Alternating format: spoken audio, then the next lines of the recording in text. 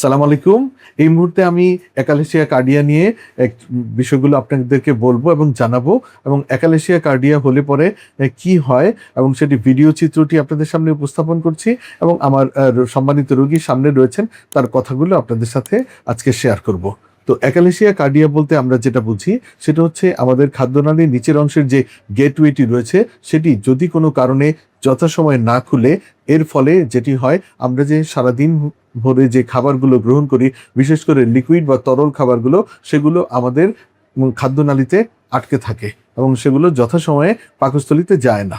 তো এই খাবারগুলো পরবর্তীতে যেটি হয় সেটি হচ্ছে, রোগী যখন শুতে যায় তখন সেগুলো গলা বেয়ে নাক মুখ দিয়ে বের হয়ে আসে, কিংবা কখনো কখনো সেগুলো তার শ্বাসনালীতে চলে যায় এবং প্রচণ্ড শুকনো কাশি হয়, বিশেষ করে রাতের বেলা, যাকে নকটার্নাল কাফ বলে।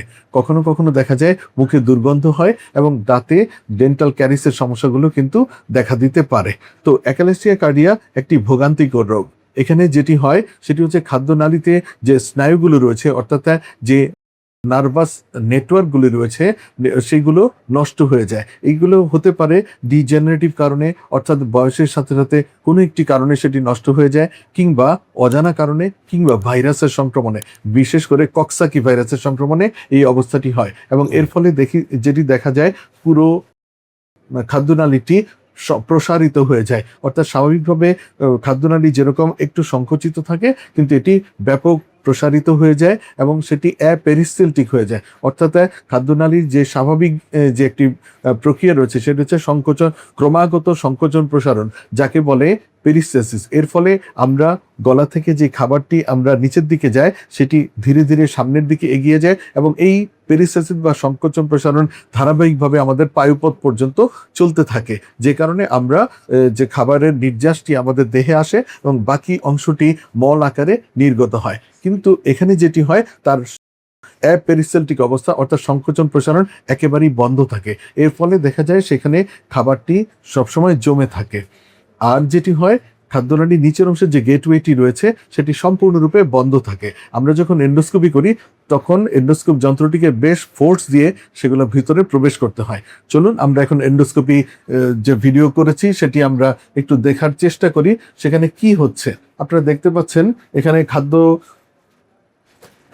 খাদ্যনালীটি ব্যাপকভাবে প্রসারিত হয়ে রয়েছে। এখানে লিকুইড খাবার, অর্থাৎ পানি সেখানে জমে রয়েছে।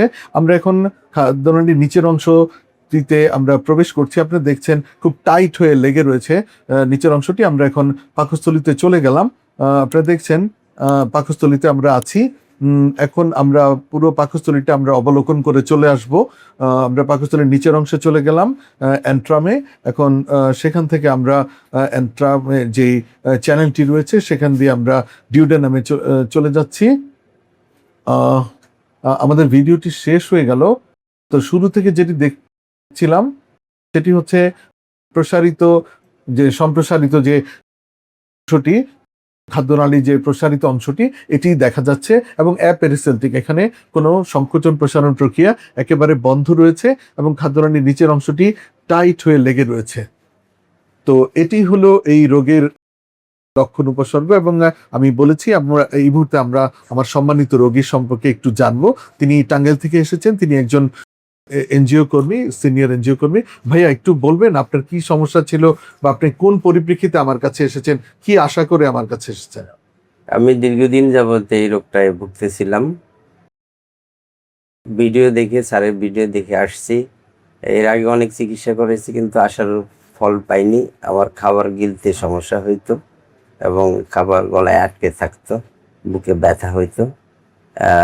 আশা করছি যে স্যারের সুচিকিৎসায় ইনশাল্লাহ রোগ মুক্তি পাবো। না, ইনশাল্লাহ। হ্যাঁ, এটা তো আপনার আশা, কিন্তু আপনার সমস্যাগুলি কবে থেকে শুরু হলো, কি সমস্যা হয়, এটা একটু ব্যাখ্যা করে যদি বলতেন তাহলে অনেক রোগীরা উপকৃত হতো।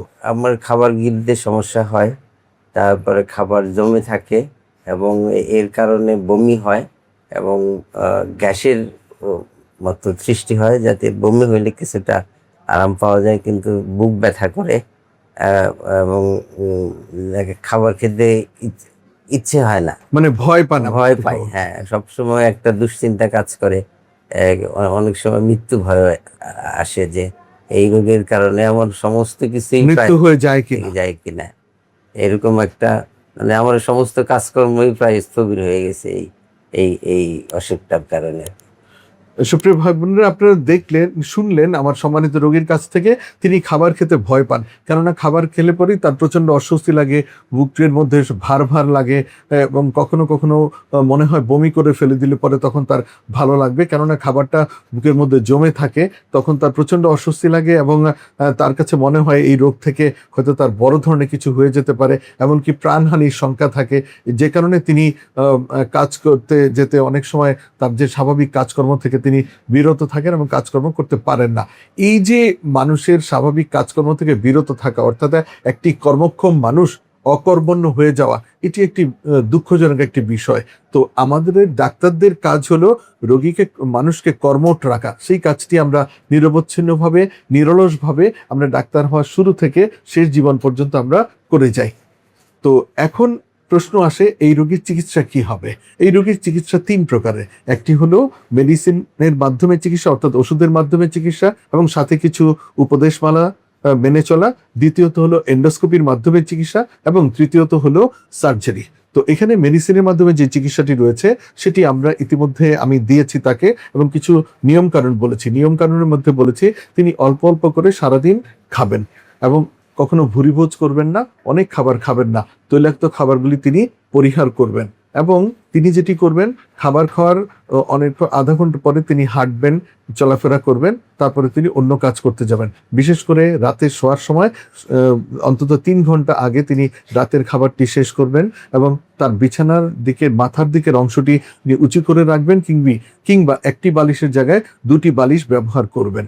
এইগুলো হলো স্বাভাবিক কিছু নিয়ম, এবং ওষুধগুলো তিনি খাবেন। আমি ইতিমধ্যে একটি ওষুধ তাকে দিয়েছি, যদি না হয় তাকে আরও একটি ওষুধ দিয়ে আমি চেষ্টা করব, এবং পরম করুণাময় অসীম দয়ালু আল্লাহর কাছে তার জন্য আমি দরখাস্ত প্রেরণ করব যেন তিনি সেটি মঞ্জুর করেন, যেন তিনি ওষুধের মাধ্যমেই ভালো হয়ে যান। দ্বিতীয়ত যে চিকিৎসাটি রয়েছে সেটি এন্ডোস্কোপ যন্ত্রের মাধ্যমে চিকিৎসা। সেটি আমরা করে থাকি, বটুলিনাম টক্সিন ইনজেকশন আমরা দিয়ে থাকি খাদ্যনালীর নিচের অংশে, যেখানে গেটওয়েটি বন্ধ হয়ে থাকে সেখানে বটুলিনাম টক্সিন আমরা ব্যবহার করে থাকি, ইনজেক্ট করে থাকি। দ্বিতীয়ত যেটি হলো বেলুন ডাইলিটেশন আছে। দ্বিতীয় বেলুন ডাইলিটেশন, এন্ডোস্কোপ যন্ত্রে প্রবেশ করিয়ে সেখানে আমরা বেলুন দিয়ে ফুলিয়ে সেই সংকুচিত অংশটিকে প্রসারিত করার একটি চিকিৎসা দিয়ে থাকি। এটি একটি বেশ ব্যয়বহুল এবং খুব ব্যথাদায়ক একটি চিকিৎসা, এবং দেখা যায় এটি রিকার করে, আবার পুনরায় ফিরে আসতে পারে। তৃতীয়ত যেটি রইল সেটি হচ্ছে পোএম, পার ওরাল এন্ডোস্কোপিক মায়োটমি, অর্থাৎ আমরা এন্ডোস্কোপ করে, এন্ডোস্কোপ যন্ত্রের মাধ্যমে আমরা সেই নিচের অংশে যে সেখানে একটি বিশেষ পদ্ধতিতে আমরা যে সাবমিউকাসের ভিতরে যে মাংসপেশি রয়েছে সেগুলোকে আমরা কেটে দিই, যেগুলি সংকোচনের কাজ করে। এর ফলে সেটি রিল্যাক্স হয়ে যায় এবং নিচের গেটওয়েটি খুলে যায়, পোএম অপারেশন। এবং তৃতীয় যে পদ্ধতিটি রয়েছে সেটি হচ্ছে সার্জারি। সেটি ওপেন সার্জারি করা হয় বা ল্যাপারোস্কোপিক সার্জারি সার্জনরা করে থাকেন, হেলার্স মায়োটমি করেন এবং ফান্ড ডুপ্লিকেশন করে থাকেন। তো এই অপারেশনগুলো বেশ ব্যয়বহুল এবং বেশ কঠিন অপারেশন। আমাদের দেশে হচ্ছে আমাদের কিছু সার্জন রয়েছেন স্বনামধন্য, তারা এই কাজটি বিদেশ থেকে শিখে এসেছেন এবং আজকাল করে যাচ্ছেন। তো সবগুলি ব্যয়বহুল চিকিৎসা। তো আমি বলবো আমার সম্মানিত রোগীর জন্য আপনারা দোয়া করবেন যেন তিনি ভালো থাকতে পারেন, এবং আজকের এই ভিডিওর মাধ্যমে আপনারা জানতে পারলেন যে অ্যাকালেসিয়া কার্ডিয়া কি এবং এর লক্ষণ উপসর্গগুলো কি, চিকিৎসা কি। সবাই ভালো থাকবেন, সবার কাছে দোয়া চেয়ে আজকের মতো এখানেই বিদায় নিচ্ছি। আল্লাহ হাফেজ।